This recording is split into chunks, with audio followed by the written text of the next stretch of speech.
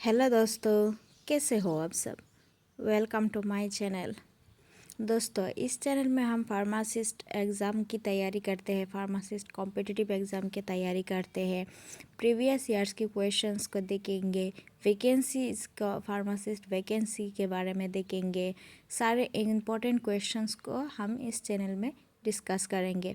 आप अगर कहीं भी फार्मासिस्ट की एग्ज़ाम्स की तैयारी कर रहे हो, जैसे अभी आ रही है उड़ीसा की एग्ज़ाम, फिर आपकी झारखंड की आ रही है, दिल्ली की आ रही है, अलग अलग स्टेट की अलग अलग फार्मासिस्ट एग्ज़ाम्स आ रही है, तो उसी के लिए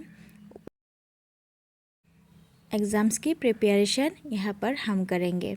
दोस्तों, अगर आपको वीडियो पसंद आए और आप फार्मासिस्ट एग्ज़ाम की तैयारी कर रहे हैं तो प्लीज़ चैनल को सब्सक्राइब कीजिए एंड साथ ही बेल आइकन को भी दबा दीजिए ताकि आपको नोटिफिकेशन मिलती रहे।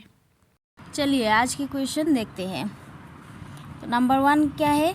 Phase 4 clinical trials are also called. 4 clinical trials को हम क्या कहते हैं? 4 फेजेस क्लिनिकल ट्रायल्स को हम क्या कहेंगे?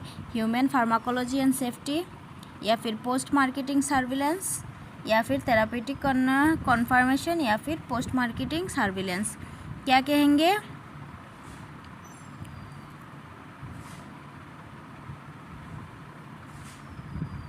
या ये ऑप्शन 2 बार आ गया। प्री मार्केटिंग होना चाहिए था, प्री मार्केटिंग होना चाहिए था इसका, प्री मार्केटिंग सर्विलेंस या फिर पोस्ट मार्केटिंग सर्विलेंस। क्या होगा आंसर?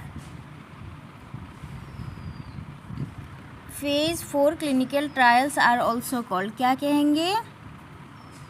4 क्लिनिकल ट्रायल्स को हम क्या कहेंगे? इसको हम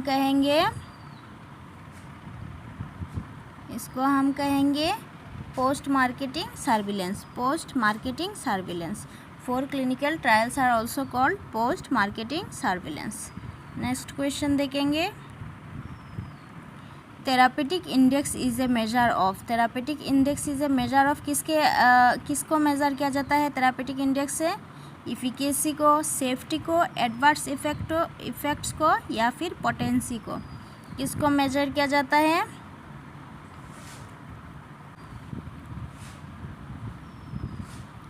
therapeutic index is major of, किसको किया जाता है? थेरापेटिक्स इंडेक्स है इफिकेसी, सेफ्टी, एडवर्स इफेक्ट, या फिर पोटेंसी, किसको मेजर किया जाता है? Therapeutic index is measure of safety, safety को मेजर किया जाता है। थेरापेटिक इंडेक्स से किसको मेजर किया जाता है? सेफ्टी से, सेफ्टी को मेजर किया जाता है। Safety is the correct answer, option B हो जाएगा आपका करेक्ट आंसर। नेक्स्ट क्वेश्चन देखेंगे। As per the drug and cosmetic act 1940 prescription drug are include in, ये सभी को पता है, काफ़ी बार हमने इस क्वेश्चन का करवाया है। इसका आंसर क्या होगा? कौन सी शेड्यूल में आएगी?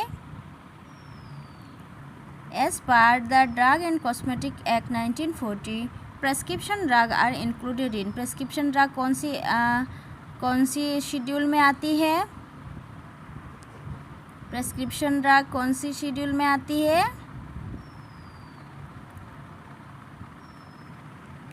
प्रेस्क्रिप्शन ड्रग आपका शेड्यूल एच में आती है, शेड्यूल एच में आती है ना, शेड्यूल एच में आती है।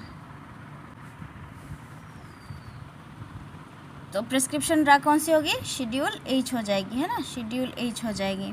और सी क्या है? सी है आपका standard for biological and special product, उसके लिए क्या है? शेड्यूल सी है, बायोलॉजिकल एंड स्पेशल प्रोडक्ट के लिए।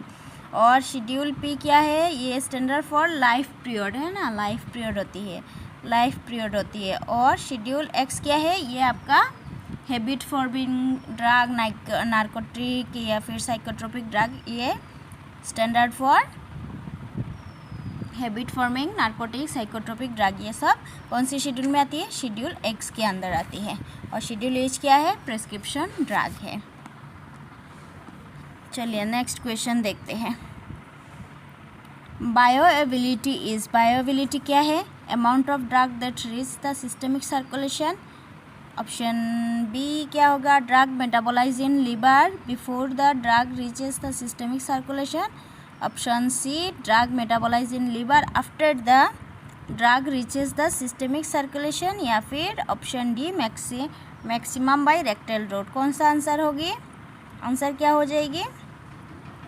बायोअवेबिलिटी इज बायोअवेबिलिटी किसको कहते हैं? बायोअवेबिलिटी किसको कहते हैं? यस करेक्ट आंसर होगा आपका ऑप्शन ए। ऑप्शन ए हो जाएगा correct answer. Amount of drug that reaches the systemic circulation, उसको हम क्या कहेंगे? बायोअवेबिलिटी कहेंगे। Amount of drug that reaches the systemic circulation. Next question देखेंगे। Elimination after 3 half lives in first order kinetics is. Elimination after 3 half lives in first order kinetic कितने % होती है? Elimination after 3 half lives in first order kinetic is 12.5% या फिर 75%, 87.5% या फिर 94%। कितना % होती है? एलिमिनेशन आफ्टर 3 हाफ लाइफ्स बोला है ना काइनेटिक्स के, फर्स्ट ऑर्डर काइनेटिक्स में 3 हाफ लाइफ्स। तो आंसर क्या हो जाएगी? यस आंसर हो जाएगी आपका 87.5%। 87.5%। नेक्स्ट क्वेश्चन देखेंगे।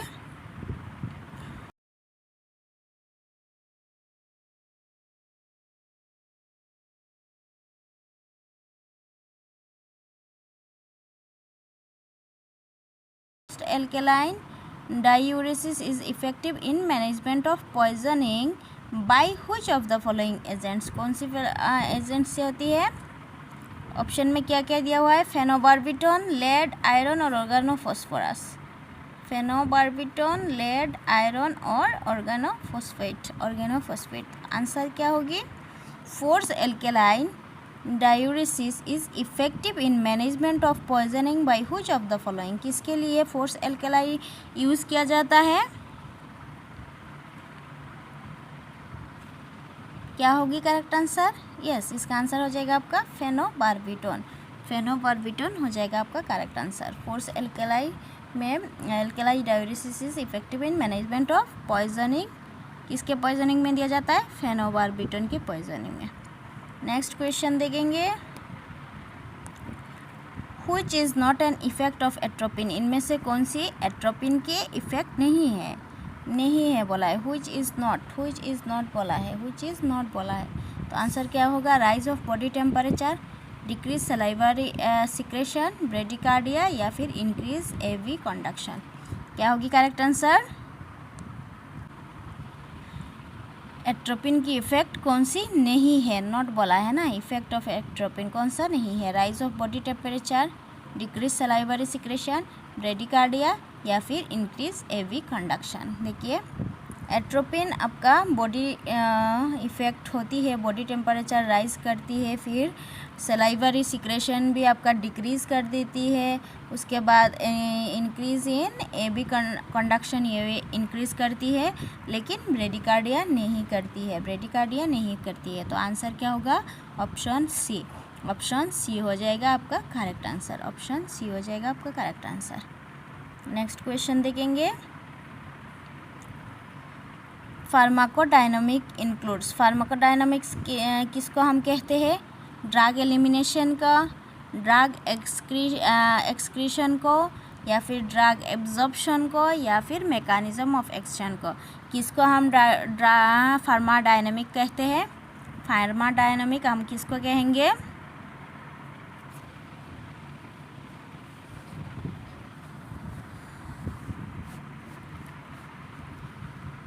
यस क्या कहेंगे? Pharmacodynamics include mechanism of action हो जाएगा आपका correct answer. Mechanism of action हो जाएगा आपका correct answer. Pharmacodynamics include mechanism of action.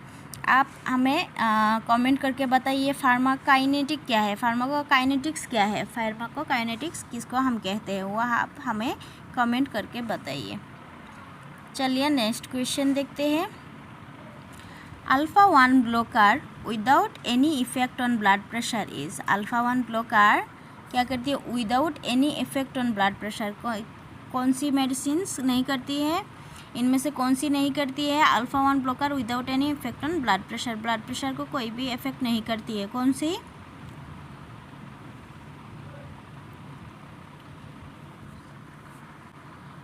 Option में क्या क्या दिया हुआ है? टेम्सुलोसिन, पेराजोसिन, डॉक्साजोसिन या फिर टेराजोसिन। क्या होगी correct answer? Alpha 1 blocker without any effect on blood pressure. कोई ब्लड प्रेशर में इफेक्ट कौन सी अल्फा 1 ब्लॉकर इफेक्ट नहीं करती है? क्या होगी correct answer? Yes, tamsulosin is the correct answer. Tamsulosin आपका ब्लड प्रेशर में इफेक्ट नहीं करती है। Tamsulosin is the correct answer. Option 1 हो जाएगा करेक्ट आंसर, ऑप्शन ए हो जाएगा करेक्ट आंसर। नेक्स्ट क्वेश्चन देखेंगे। All of the following are the features of atropine poisoning except. इनमें से कौन सी एट्रोपिन पॉइजनिंग के फीचर्स नहीं है, एट्रोपिन पॉइजनिंग में नहीं होती है? इनमें से कौन सी? डिजीज़, माइड्रेसिस, हेलोजिनेशन, हाइपोथर्मिया या फिर कोमा। कि कौन सा नहीं होती है एट्रोपिन पॉइजनिंग में?